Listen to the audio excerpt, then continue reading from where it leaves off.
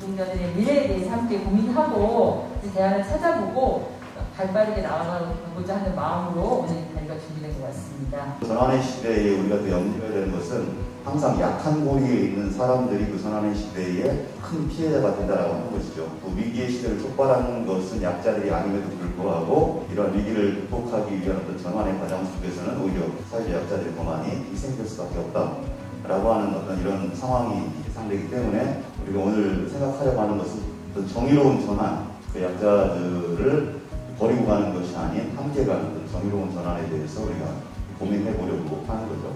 기후 위기로 인해서 계층과 계급 간의 갈등이 더 고조되는 상황이 우리에게 있어서는 더 표면적이고 심각한 고민이 아닐까 싶습니다. 물론 기후 위기는 더 나아가서 인간과 또 생물들 간의 중간의 갈등 역시 죽이는 중요한 주제가 아닐 수 없습니다. 뭘 해야 할지도 또 무엇을 할 수 있을지도 참 고민과 어려움들이 있는 상황 속에서 오늘 토론회가 길을 찾아내는 설령 길이 아닐지라도 함께 고민하는 사람들을 만날 수 있는 좀 그런 토론회가 되었으면 좋겠다는 마음으로 이 자리에 함께했습니다. 그동안 노동문제, 환경문제를 각각 따로따로 해결하고자 하는 노력들이 지속되어 왔는데 이제는 이 두 주제가 결국 분리될 수 없고 서로 깊은 연관성 하에서 진행되어질 수밖에 없다는 것을 우리 모두는 알아차리고 있습니다. 그래서 오늘의 만남은 시급하고 필연적인 것 같습니다. 기후위기와 산업구조 조성으로 발생할 실업과 노동 문제에 대한 정의로운 전환에 있다라고 하는 이 제안을 오늘 시간 마음을 열고 귀 기울이고자 합니다. 앞으로 이 주제가 활력인 논의로 더 자주, 더 넓게, 더 촘촘하게 다뤄져서 노동과 환경 생태계의 어두운 전망이 밝고 맑게 전환되기를 기도합니다. 오늘 주제 강연, 이 주제를 처음 보았을 때 저는 굉장히 좋은 단어라고 생각이 들었어요. 정의로운 전환. 에너지기후정책연구소의 김현우 위원님께서 나오셔서 주제 강연 해주시는데요. 큰 박수로 모시겠습니다. 제가 산업선교회 한 20 몇 년 만에 와보는 것 같아요. 주변도 많이 바뀌고 이랬는데 근데 이 산업선교회가 어렵고 불투명한 그런 시대 상황에서 남들이 감히 이게 문제제기하지 못하거나 외면하거나 안 들렸던 그런 것들을 얘기를 꺼내고 이렇게 길을 만들어 온 그런 장소고 그런 관계고 그래서 오늘 이 주제를 다루는데 굉장히 적절한 자리가 아닌가 하는 생각이 들고 문제는 제가 적절한 강사이냐입니다. 열심히 해보려고 하고요. 그 앞에 5분 좀 안 되는 동영상을 먼저 하나 보고 시작을 하는 게 좋을 것 같습니다. 캐나다 노총에서 만든 건데 한국에서도 한국의 맥락에 맞는 영상 자료들이 많이 만들어지면 좋겠습니다. 오늘 계속 7월 이제 말이 다가오는데 예년보다 오히려 덜 더워요. 이거는 날씨죠. 매일매일 날씨가 좀 안 맞고 있는 건데 그거랑 기후는 다릅니다. 간단히 말씀드리면 날씨는 사람으로 치면 기분이고 기후는 성품이다. 그렇게 비유를 할 수가 있는데 기분이 나쁜 건 사실 크게 걱정을 안 합니다. 뭔가 일이 있나 보다. 뭐 나쁘다고 좋아지겠지 하는데 이 사람이 성품이 바뀐다 그러면 정말 큰일이 있거나 이 사람이 죽을 때가 가까우거나 그런 거죠. 그래서 매일매일 날씨가 축적돼서 일정한 패턴을 이룬 게 기후인데 기후는 에너지의 어떤 평형 상태입니다. 물 이런 게 다 막대한 에너지를 품고 있기 때문에 일정한 기후가 나타나는 거죠. 그래서 열대기후, 온대기후, 사바나기후, 툰드라기후 이런 게 다 기후입니다. 근데 그 기후가 한 10만 년 전부터 보면은 빙하기 간빙기를 이렇게 오르내립니다. 10도 정도 오르내리는데 이때쯤에 12만 년 전쯤에 현생 인류가 지구상에 태어났는데 우리랑 사실 IQ도 같아요.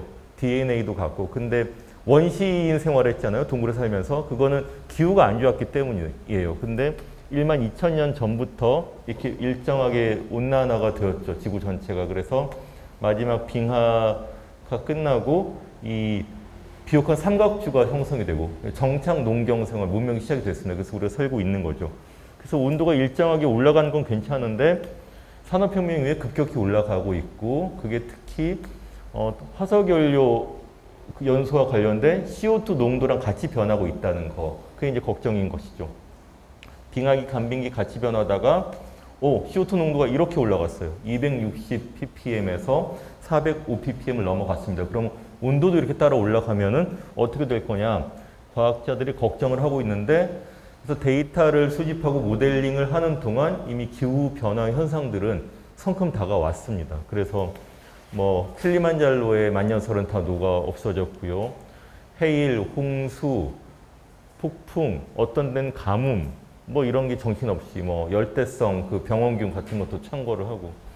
근데 저는 이 기후 변화를 얘기할 때 이 인터스텔라 영화 아시죠? 이 첫 장면을 요즘 계속 보여드려요. 왜냐하면은 설국열차처럼 갑자기 막 그냥 빙하 시대가 하루아침에 오거나 갑자기 사막이 되는 게 아니라 이런 식으로 우리의 삶이 스물스물 바뀌다가 새로운 일상이 되는 거죠. 이게 그 끝없이 옥수수밭이 펼쳐져 있는데 북미에서 이제 가뭄하고 병충해 때문에 밀을 재배 못하고 옥수수가 주식이 된 거고 이게 메이저리그 월드 시리즈 경기거든요. 근데 이게 동네 야구장처럼 돼 있고 모래 폭풍이 불어와갖고 경기가 제대로 안 되죠. 이렇게 야외 스포츠 활동도 제대로 할 수가 없는 것. 어떻게 보면 코로나19 상황과 비슷한 게 우리의 일상이 된다는 것이고 근데 이렇게 이미 사는 나라들이 있다는 겁니다. 아프리카랄지 중동이랄지 뭐 방글라데시 이런 데도 몬순기후가 바뀌어서 벼농사가 어려워지고 이게 이제 우리도 이런 그 경험의 한 가운데로 들어서는 것이죠. 그러니까 우리의 모든 일상활동, 경제활동, 사회활동이 바뀌고 있다는 것입니다. 한반도는 이미 전 세계가 1도 상승할 때 한반도는 1.4도 정도 상승을 했고 사과의 최적 재배지가 대구에서 홍천으로 바뀌었습니다. 그 다음에 뭐 농작물도 바뀌고 이 잡히는 고기도 다 바뀌었죠. 명태가 안 잡힌 건 좀 됐고 이제 뭐 전어, 청어, 오징어 이런 게 동해, 서해가 막 그냥 막 뒤섞여서 잡히고 있습니다. 그리고 한라산 덕유산의 구상나무 군락이 하얗게 말라 죽고 있어서 기후 멸종종으로 곧 기록될 수도 있는 그런 상황이고요. 문제는 이 날씨 뉴스 따로, 경제 뉴스 따로, 정치 뉴스 따로, 국제 뉴스 따로라는 거죠. 기후변화는 대개는 국제면 소식입니다. 어떤 유엔에서 무슨 협약을 했대, 데모가 있대. 그거랑 한반도 어종이 바뀐 건 또 다른 뉴스로 취급이 되고 그거랑 또 국회 예산 심의는 또 다른 뉴스로 전혀 취급이 되는 게 사실은 문제입니다. 기후변화는 1980년대부터 알려져 있고 과학자들이 경고를 해왔는데 작년이 왜 갑자기 기후위기의 해로 기록이 되었는가 하면은 스웨덴의 그레타 툰베리 같은 이런 소녀의 선도적인 목소리가 있었죠. 그리고 실제로 기후 격변의 현상들이 곳곳에서 경험이 됐습니다. 이렇게 서유럽에 42도가 넘는 폭염이 한 달 동안 계속 됐었고 호주 산불, 남극이 섭씨 20도까지 올라갔죠. 근데 바이러스가 이렇게 바이러스 감염병이 많아지는 것도 그 생태계 파괴와 지구 온난화 이런 것 때문에 그 감염체들로 이제 대륙을 넘어가고 그 다음에 고온 다습한 환경 때문에 이렇게 세균이 더 증식을 할 수 있고 사람들은 사람과 가축은 면역력이 더 떨어지고 그래서 우리는 코로나 바이러스를 빨리 극복을 해야겠지만 그 이후에도 굉장히 우리는 이런 잠재적인 비일상의 상황을 살아야 될 거다. 그 뉴노멀이라고 얘기를 하는 것의 일부겠죠. 다시 거슬러 올라가면은 지금 온실효과는 여러 가지로 때문에 일어나지만 가장 많은 효과를 일으키는 온실가스들이죠. 주로 하나같이 인간이 산업혁명 이후에 새로 시작한 활동들 때문에 많아지고 더욱 가속화되는 겁니다. 56%가 CO2, 화석연료 연소 석탄이나 석유를 태움으로써 발생하는 CO2고 그 다음에 농축산에서 발생하는 메탄, 그다음에 질소비료, 그다음에 불소 이런 것들이 있는데 실제로 그래서 농업 먹거리와 관련된 이 온실가스 배출량이 30%가 사실 넘습니다. 우리가 잘 모르고 있어가지고. 간단한 좀 수치를 소개해 드리면은 지금 지구상 전체에서 살고 있는 포유류의 무게 중에 인간이 몇 프로를 차지할 것 같으세요?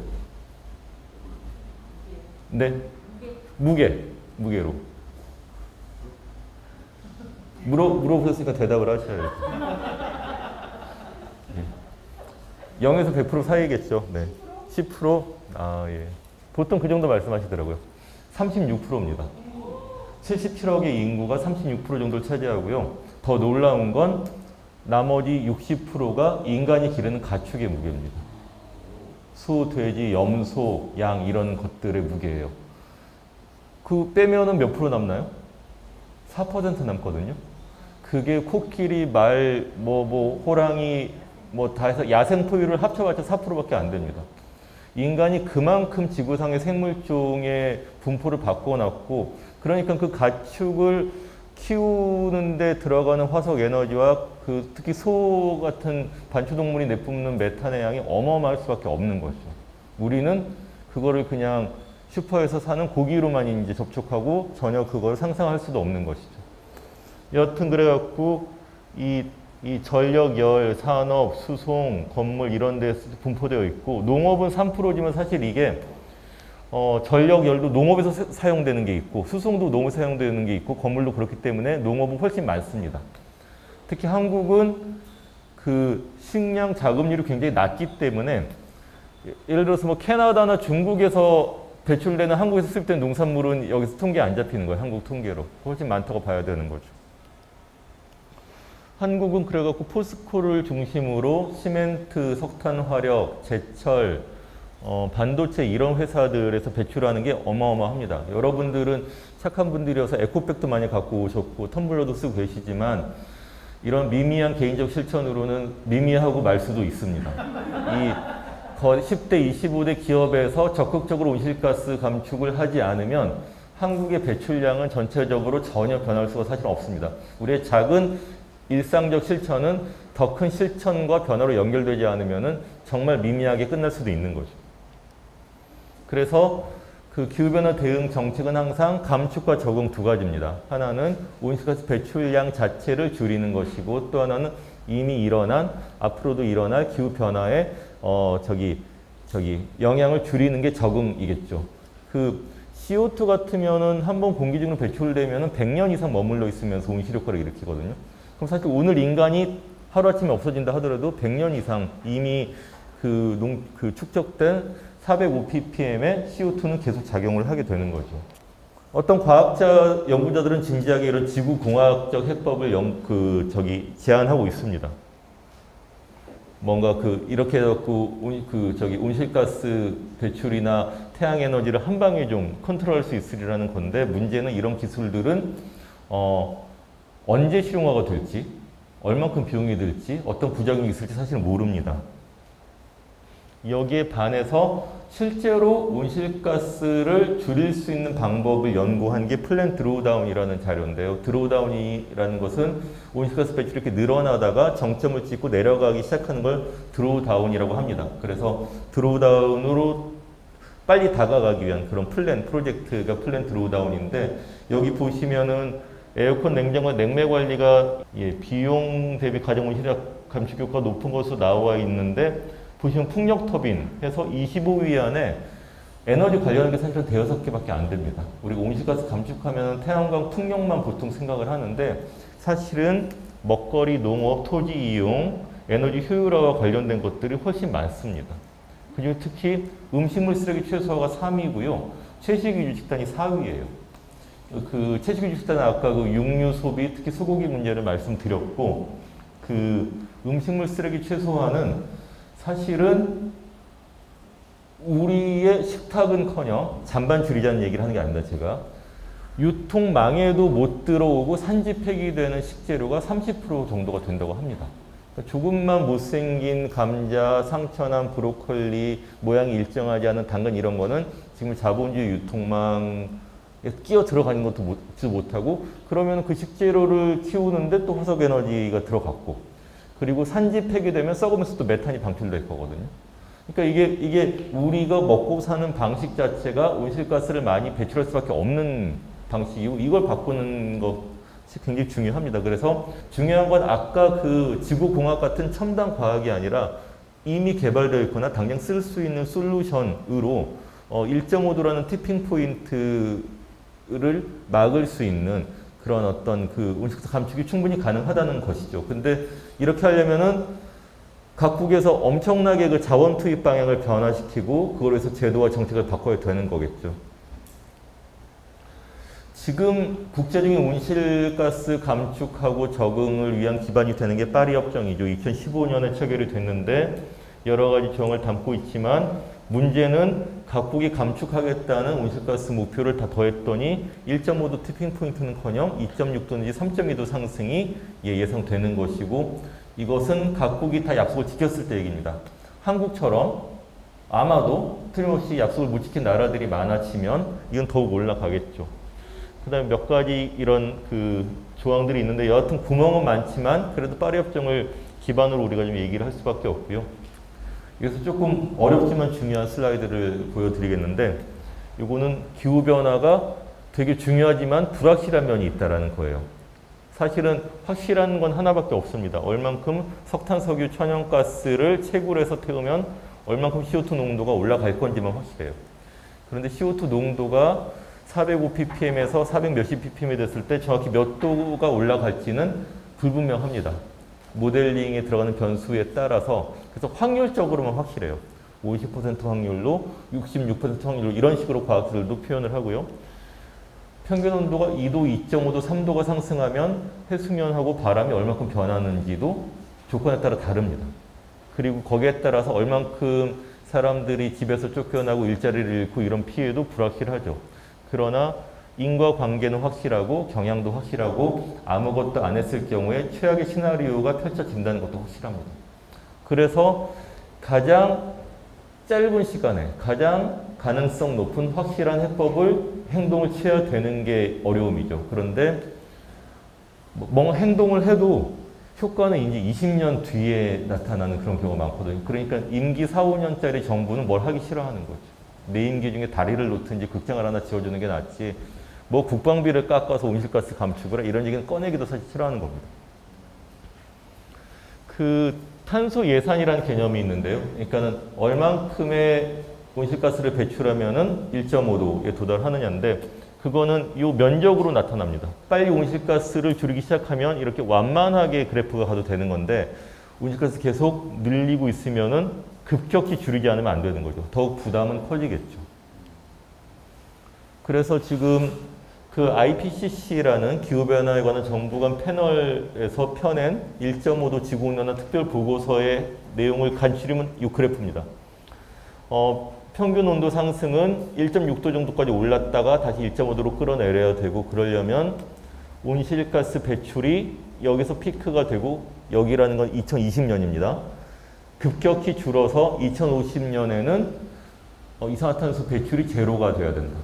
즉 화석연료는 안 써야 되는 거고, 거의 모든 에너지는 전기로 쓰고 전기는 재생 가능 에너지로 생산하든지, 그래도 부족하면은 에너지를 절약하든지 효율화하든지 그래야 된다는 것이고, 중간 목표로 10년 뒤인 2040년에는 온실가스 배출량을 45% 이상 줄여야 된다는 게 주문입니다. 안 그러면 지구는 핫하우스 지구로 굴러떨어져서 못 돌아온다는 것이죠. 이렇게 하려면은 전 세계적으로 1년에 온실가스 배출량을 7, 8% 정도씩 줄여 나가야 됩니다. 앞으로 10년 동안. 근데 전 세계적으로는 거의 정체가 됐거나 약간 늘어나는 정도인데, 한국은 매년 지금도 2% 정도씩 늘어나고 있거든요. 한국이 온실가스 배출량을 의미 있게 줄인 게 딱 한 번입니다. 1998년. 왜 그랬겠습니까? 그렇죠. 너무 잘 아시죠. 그때 온실가스 배출량이 한 해에 14%가 줄었는데 경제 성장률도 마이너스 5.1%였죠. 많은 사람이 정리해고를 당하고 자살을 하고 자영업 개업을 했다가 망하고 이런 고통이 있었는데, 그럼 그중 절반 정도 되는 어떤 충격을 앞으로 10년 동안 겪자, 이거는 감내 정도로 상상하기도 어려운 것이죠. 근데 그렇게 안 하고 온실가스 감축을 하려면은 정말 비상한 일이 있어야 되는 겁니다. 청와대랑 국회가 난리가 나야 되는 건데 조용하죠. 그린 뉴딜도 사실 정말 이렇게 할 수 있는 그린 뉴딜이면은 정말 어떻게 IMF랑 뭐 다른 거야? 라는 얘기가 나와야 되는데, 그린 뉴딜은 그것도 하면 좋겠네 이런 분위기였죠. 뭔가 좀 이게 내용이 빵꾸가 있다라는 겁니다. 그래서 한국은 이게 국제사회에 약속한 감축량이에요. 녹색 증가 예상 대비 파란색으로 감소하겠다 했는데 실제로는 빨간색처럼 계속 증가를 하고 있습니다. 국제사회에서 한국은 기후 악당 국가로 이제 불리고 있죠.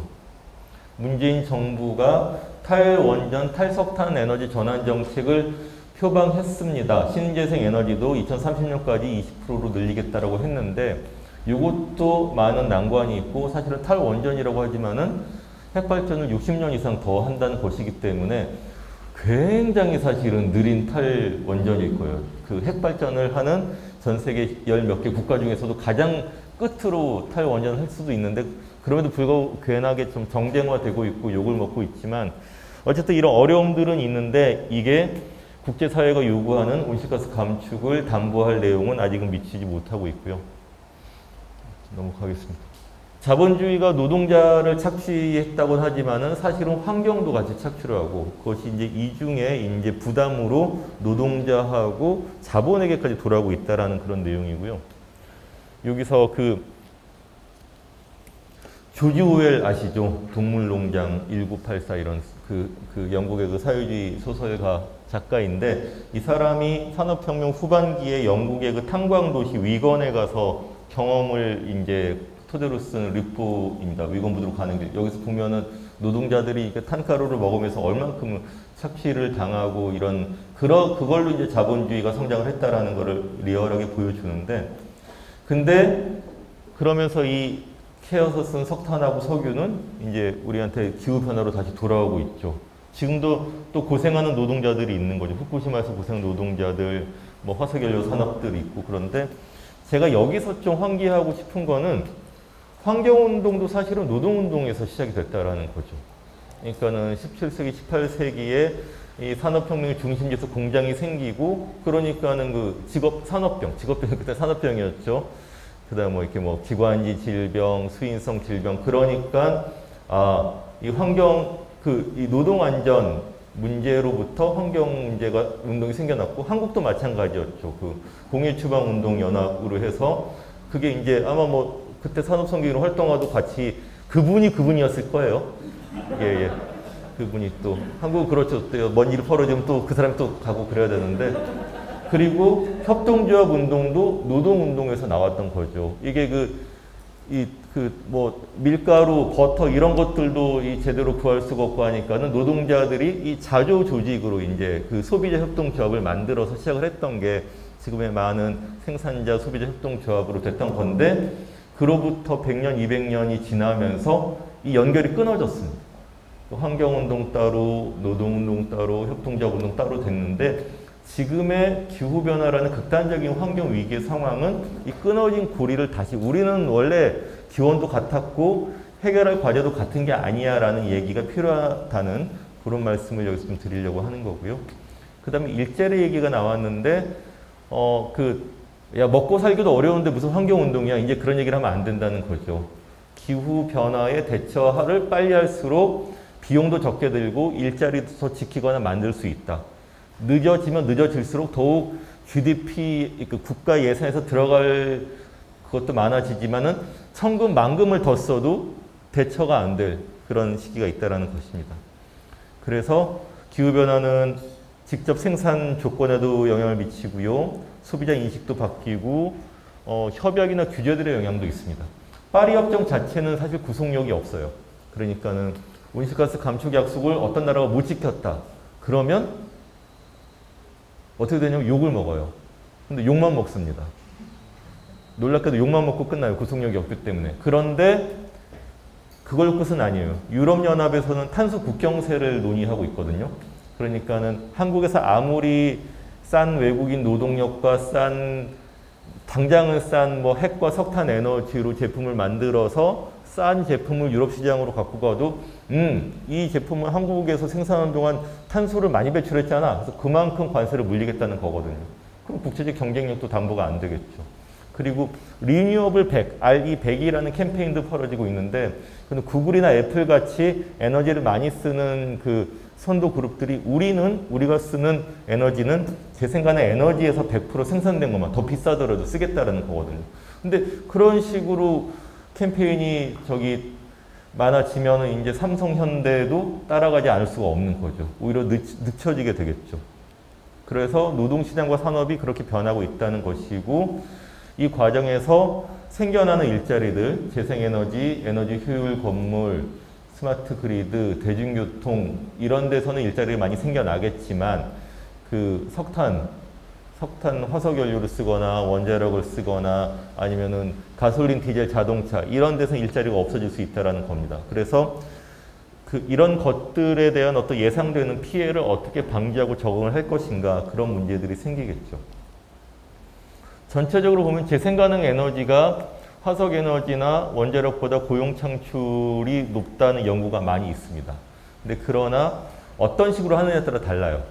예를 들어서 태양광은 이만큼 차이가 있을 수 있는데 중국산 패널을 엄청 수입해갖고 야산을 중장비가 깔고선 쫙 대기업이 설치를 하면 일자리가 별로 안 생깁니다.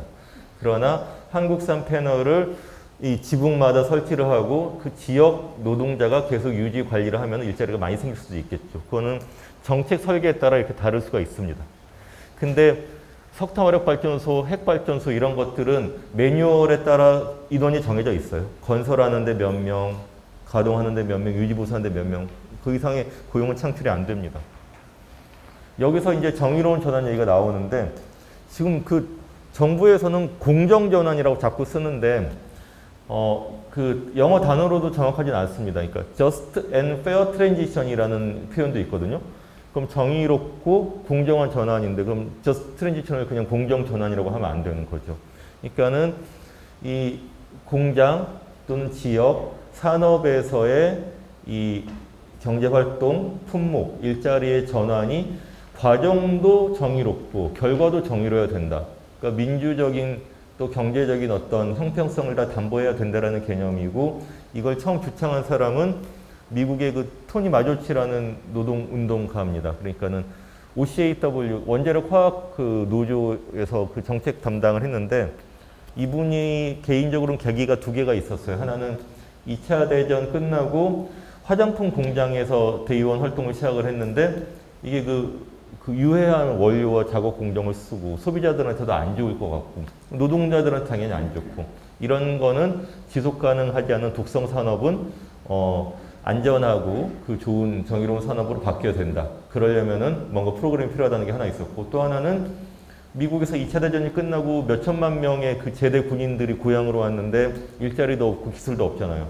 그래서 정부가 법을 만들어서 한 2, 3년 동안 급여를 일부 주면서 직업훈련을 시켰거든요. 그래서 고향으로 연착륙이 된 거죠.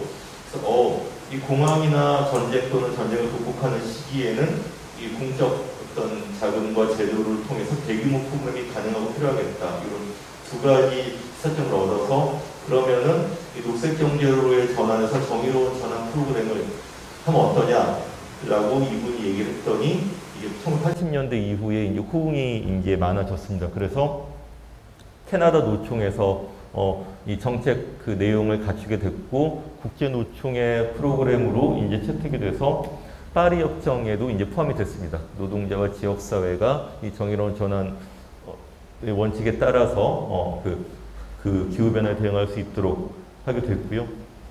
이게 아까 그 얘기했던 그 처음에 동영상 봤던 캐나다의 나오미 클라인 같은 분은 그래서 기후 대 일자리가 아니라 자본주의 대 기후다 이런 식으로 조금 더 급진적인 이야기까지 제안을 하고 있습니다. 정의로운 전환은 근데 이게 뭐 말이란 게 그렇습니다. 누구는 이런 의미로 쓰고 저건 저런 의미로 쓰는데 굉장히 그냥 구조 조정이 닥쳤을 때 사회 안정망 수준으로 얘기를 하는 경우도 있고, 그러니까 이거는 현상 유지적 접근에 해당하겠고요. 그게 아니라 이게 그 어떤 우리가 생산과 소비 활동을 하고 노동자들을 주체화할 것인가까지 얘기를 하는 구조 개혁적 접근 또는 변혁적인 접근의 어떤 사례들도 있습니다. 이거는 시간이 없으니까는 이런 게 있다 표만 보여드리고요. 그래서 제 탄소 예산도 중요한데 제가 저한테 주어진 강의 예산은 이제 15분이 남았거든요. 얘기를 잘 이제 정리를 해야 될 텐데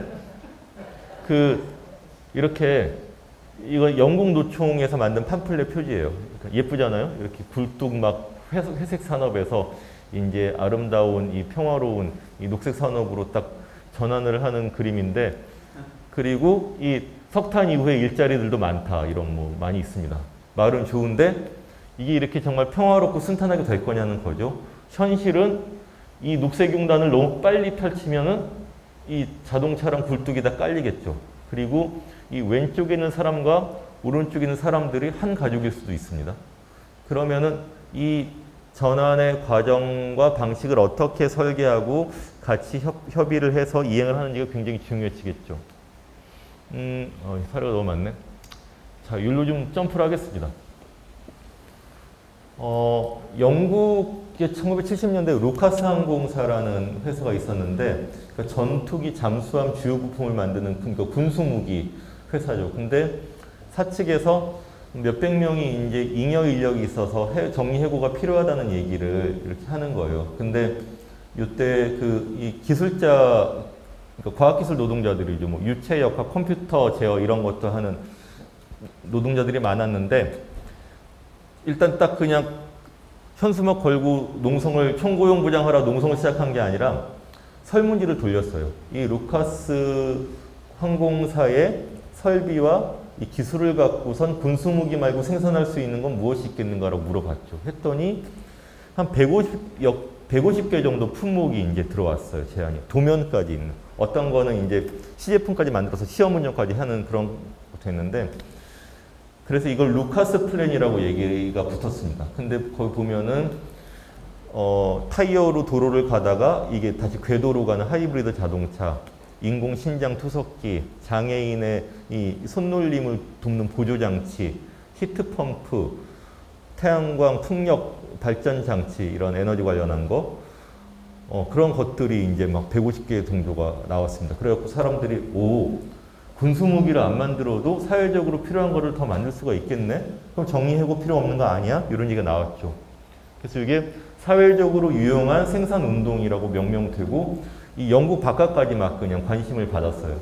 그래서 이제 정리해고 하지 말고 우리가 사회적으로 유용한 생산을 위한 협상을 합시다. 사측에 갖고 갔겠죠. 그러니까 사측에서는 뭘 어떻게 만들지는 경영 정권이니까 우리 이건 협상 안 해 하고선 이 노조 지도자들을 해고를 했습니다.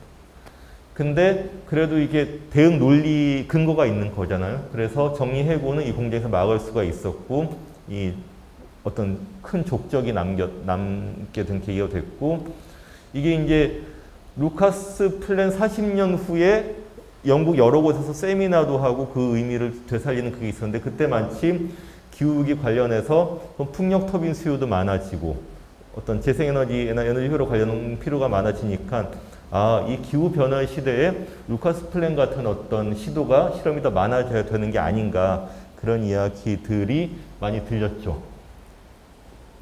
전기차 얘기 너무 길다. 이거 큰일 났네.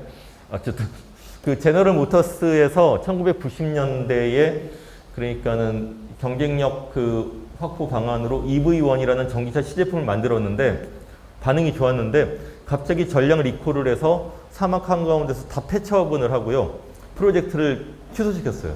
왜냐하면은 전기차가 늘어나는 거는 석유 자본 전체로 위협을 할 수가 있는 거죠. 예, 정유 뭐 이런 데들까지. 그래서 그냥 SUV 대형 차량으로 GM은 선회를 했는데, 그걸 굉장히 그런 환경단체들은 비난을 했죠. 근데 미국 자동차 노조에서는 가만히 있었습니다. 백인 남성 가장 노동자들의 처우만 안 건드리면은 뭘 어떻게 생산할지 우리는 상관 안 할 거야, 이런 태도였죠. 그래서 그 전미 자동차 노조는 사회적으로 고립이 됐던 거예요. 근데 결국 GM은 디트로이트가 더 몰락을 했죠. 그런 식으로 되는 거 아니었고, 그 독일의 이게메탈이라고 금속 노조가 제일 굉장히 큰, 여기는 뭐 몇백만 명입니다, 조합원이. 근데 여기서는 생산 디지털화와 그 기후변화 관련해서 여기는 좀 다른 대응을 하고 있어요. 보고서도 펴내고, 그 정부랑 같이 위원회를 만들어서 같이 기술적인 검토와 대안을 같이 협의를 하자라고 요청을 하고 있고요. 그 다음에 이 생산의 디지털화 영향을 이제 170만 명의 조합원들을 다 일자리를 조사를 해서 어떤 영향이 있는지, 그래서 이걸 갖고선 그러면은 얼마큼 고용이 변화가 있을지, 어떤 다른 방법이 필요할지, 이런 것들을 이제 정책적으로 대응을 하고 있습니다. 캐나다 온타리오 오샤와라는 데서 이제 이것도 노조에서 얘기를 하는 게, 우편 차량이나 앰뷸런스 같은 거를 전기차로 먼저 좀 공용 차량들을 해서 이걸로 일자리를 살려나가자는 어떤 캠페인을 계속하고 있고요. 이게 내연기관차가 없어질 경우에 고용 전망인데, 노란 거, 화석 연료 관련한 일자리는 마이너스인데 더 늘어나는 게 사실은 더 많습니다. 근데 이것과 이것이 잘 순환이 될 거냐. 그러니까는 이 노동자와 가족과 지역 공동체, 지역 경쟁체가 레고 블록처럼 여기 끼었다 저기 끼었다 할 수는 없는 거잖아요. 그런 어려움은 분명히 있죠. 한국에서도 지금 전기차로 바뀌었을 경우에 그 연구가 작년에 그 현대차 기아차 노조랑 같이 연구기관에 의뢰해서 한 게 있어요. 했더니 내연기관 자동차가 부품이 3만 개가 들어가면 수소차는 한 6,000개, 전기차는 13,000개라고 합니다. 그러니까는 엔진 미션 관련한 어떤 그 부품들이 일자리가 다 없어질 수가 있는 거죠. 근데 이 완성차 조립하는 정규직 노동자들은 사실 큰 걱정은 당장 아니라고 합니다. 왜냐하면 정년에 따른 자연 감원이 있기 때문에 이 전기차로 일자리가 줄어도 큰 충격이 아니라고 하는데 문제는 부품사 협력업체들이죠. 엔진 미션 관련한 것들, 마호라 이런 것들을 납품하던 데들은 굉장히 큰 충격이 있을 수가 있는데 실태조사도 사실 제대로 안 되어 있고 민주노총 소속이 아닌 노조가 없는 데들도 많을 가능성이 높죠. 요거는 그 타이타닉호를 100년 전에 만들었던 조선소입니다. 아일랜드 벨파스트 조선소인데 지금 풍력 터빈을 조립하고 있거든요. 그러니까 단조하고 용접하고 이 골리앗 크레인으로 올려서 조립하는 게 거의 같기 때문에 이 도크에서 조선 노동자들이 할 수 있는, 그래갖고 영국, 독일, 스웨덴 이런 데서 이렇게 풍력을 전환하거나 풍력을 겸하는 조선업들이 많이 있습니다. 근데 한국도 중소조선소들이 어려운데, 그런데 우리나라 풍력 상황이 좋은 거는 군산, 신안 앞바다 이런 데거든요. 그러면은 거제랑 창원 노동자들이 다 글로 옮겨가는 건 사실은 거제의 지역 경제가 어떻게 되는 일은 아니기 때문에 사례만 말씀드리고요. 이 원자력 관련해서는 넘어가겠습니다. 요거는 좀 말씀을 따로 드릴게요. 한국에는 그런 정의로운 전환이 잘 된 사례가 있느냐? 아쉬운 사례를 제가 하나 좀 발견했습니다. 그러니까는 태백하고 정선 쪽에 석탄산업 합리화 정책이 90년대 초반에 있었습니다. 이때는 그러니까는 주 연료를 그 연탄에서 석유로 바꾸면서 이 한계 상황에 있는 탄광들을 빨리 지원금 줘서 퇴직금 체불 정리하고 폐업을 시키는 것이죠. 근데 이게 너무 빨리 돼갖고선 지역 경제 자체가 반의 반토막이 난 겁니다. 그러니까 태백, 정선, 문경, 도계, 고한, 사북, 삼척 다 어려우니까. 근데 이때 이제 한국도 이제 민주노조가 탄광 쪽에서 생기고, 그다음에 그 지역 기독교 운동이 좀 굉장히 활발했기 때문에 이분들이 고민을 하다가 그 폐광 지역 지원에 관한 특별법을 제안을 해서 캠페인을 하면서 카지노랑 결국은 사계절 리조트를 추진을 했는데 일정하게 성공을 했는데, 그러니까 그 동원 탄저가 이게 카지노죠. 근데 결과가 꼭 좋은 건 아니죠. 도박 중독자들이 막 양산이 되고, 이 사계절 리조트도 좀 이게 부족해서 고용 불안이 계속 있고, 그래서 요때 카지노 유치를 주도했던 이 목사님은 지금도 많이 후회를 한다고 그래요. 아무리 힘들었어도 카지노가 아닌 어떤 다른 대안을 찾았어야 되는 게 아닌가. 근데 그때는 한국에 전노협도 있고, 그런데 이 정부 탄압에 맞서는 걸로도 힘에 붙였고, 이 같이 환경운동이랑 지역운동이랑 노조가 같이 머리를 맞대고 어떤 큰 대안을 마련할 여유조차가 없었을 것 같아요. 근데 저는 이 기후위기 시대에 발생하는 이 산업 변화와 관련해서는 훨씬 더 이런 필요도 많아지고, 이제 민주노총, 한국노총 또 이런 우리 운동 단체들도 좀 다르게 나설 수 있는 게 아닌가, 그래야 되는 게 아닌가라는 생각이 들고요. 한국의 이런 사이트 또는 지금 사례들이 지금 이게 성동조선이나 거제랑 이 사천 쪽에 폐업한 조선소들이 있고요. 이 충남 쪽에는 당진, 태안, 보령, 서천 이런 데들이 엄청난 화력발전소들이 있죠. 근데 이게 이제 지금 현 정부는 별로 조기 폐쇄할 생각이 사실 별로 없는데, 이게 정말 온실가스 감축을 해서 폐쇄가 되면은 여기에 일하던 노동자들 의 문제, 또 여기에 세수로 먹고 살던 지자체들을 어떻게 보상 내지는 전환을 할 것인가의 문제가 있습니다. 여기에 지금 자회사들의 비정규직을 다 합치면 11,000명 정도 된다 그래요.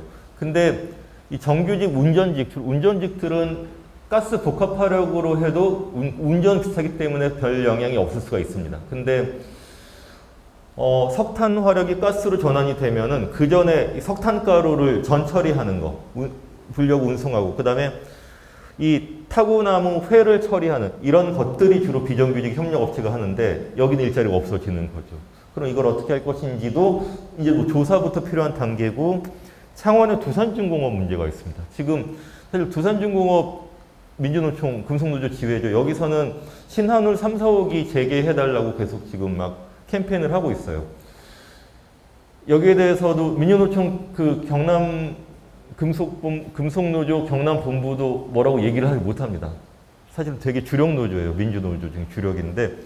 근데 사실은 두산중공업 매출 중에 원자력 관련한 거는 15% 이하입니다. 60%가 석탄화력이거든요.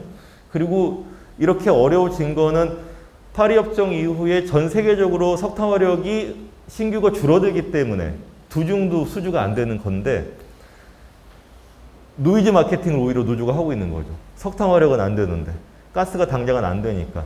근데 이렇게 하면은 이렇게 원자력을 어떻게 다시 할 수 없을까 하다가 결국 플랜 드로우다운에서 얘기하는 그런 해법들은 오히려 멀어지고 시간만 흘려보내게 되는 것이겠죠. 그래서 저는 그 4개 정도의 사이트가 한국의 정의로운 전환의 초점이고 미국 간호사 노조는 그러니까 저는 무조건 노조가 기후변화가 중요하고 인류의 위협이니까 열심히 하자는 게 아니라 자기 스토리를 갖고선 기후변화 얘기를 했으면 좋겠다는 건데 미국 간호사 노조는 이 허리케인, 기후변화 때문에 허리케인이 많아지는데 그러다 보니까는 환자가 많아지고 의료 시스템이 붕괴되고 이거를 본 거죠.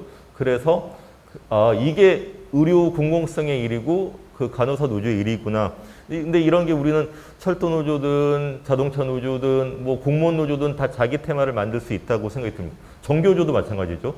기후변화 교육을 제대로 해라고 얘기를 할 수가 있겠죠. 요거만 마지막으로 좀 보여드릴게요. 지금 그린 뉴딜 얘기가 나오고 한국판 뉴딜, 그린 뉴딜. 근데 너무 내용이 미흡합니다. 근데 그 미흡한 게 문제가 아니라 그린 뉴딜이 능사가 전 아니라는 생각도 들어요.